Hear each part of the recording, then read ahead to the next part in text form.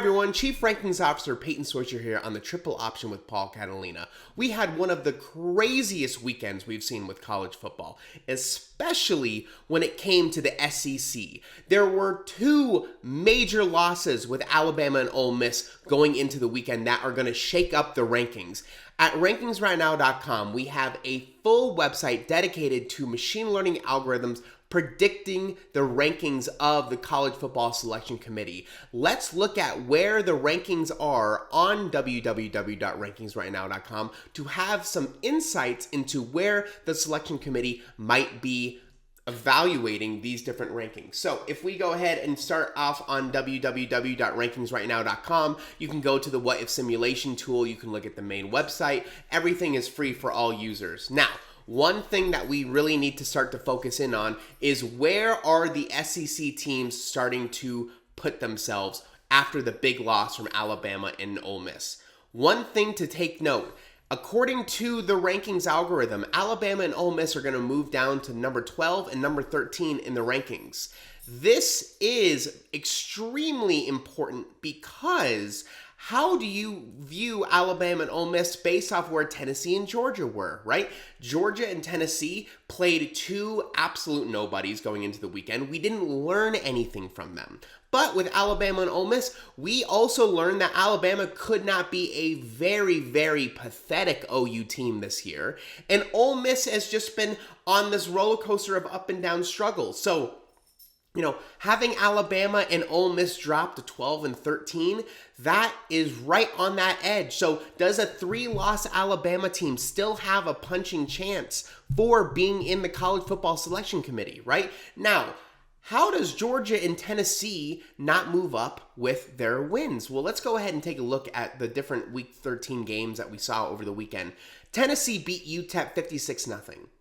They were doing that all year to really low-ranked teams at the beginning of the season. Teams that should not be on the same field as Tennessee, right? You don't really learn anything from there. Same thing with Georgia. Georgia played UMass and gave up 3 touchdowns. So even putting up 60, for a little bit there, people were like, why is UMass even semi-competitive in this game? So if you see where Georgia and Tennessee are, they're staying in the rankings according to the algorithm, right?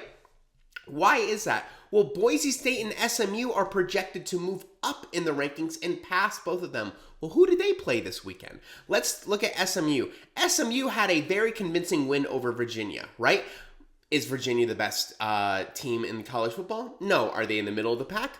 Kind of, right? That's where things get really interesting, is a team on the road beating an average football team and beating them handily. Does that really signify anything to the selection committee that this is a legitimate team and they just keep on winning? Their only loss was early in the year to BYU. They just keep on rolling. Well, who else do we need to look at? Boise State. Boise State's a tricky one. Boise State played terrible against a very weak Wyoming team. They win 17-13. I think a lot of people, including myself, would think, oh, there's no chance that they're going to move up in the rankings. That's a very weak win, right? It's a road win, though, and it's another win, right? So when you are evaluating two different teams, right? Or in this case, 4, 5, 6 different teams, right? You have to take into account, wins on the road, who they're playing when they played them, right? Georgia and Tennessee both played two teams that are very well known to not be competitive, right?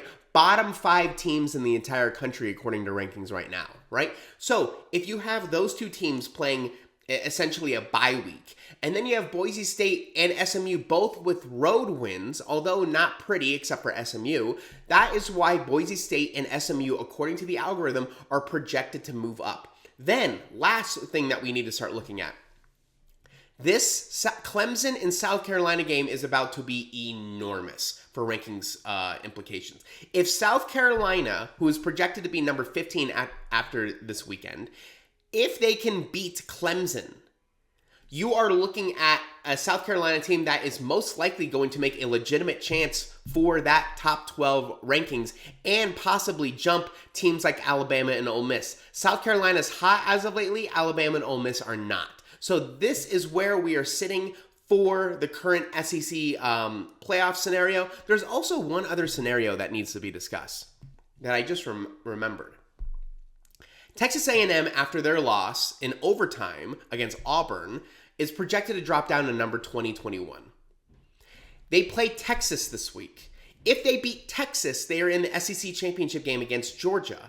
If they beat Georgia, that is going to be a mess of a scenario for the selection committee. Actually, they get an actual bye into the playoffs. So Texas A&M, even at 20, if they win out, they're in the playoff. So these next two games, Texas A&M and Texas, really are probably the most important game that they're going to play this entire year. So that's where we are with the rankings for the SEC. So much fun. A lot of different things that are all going along the playoff committee. Everything needs to be evaluated right now. Things are getting more and more tight as we enter the last regular season weekend. The SEC is just bombing each other right now. Everything is so much fun. Everything is so important to try and really evaluate going into the rankings for this final stretch of the season. I am Chief Rankings Officer Payton Soicher on the Triple Option with Paul Catalina.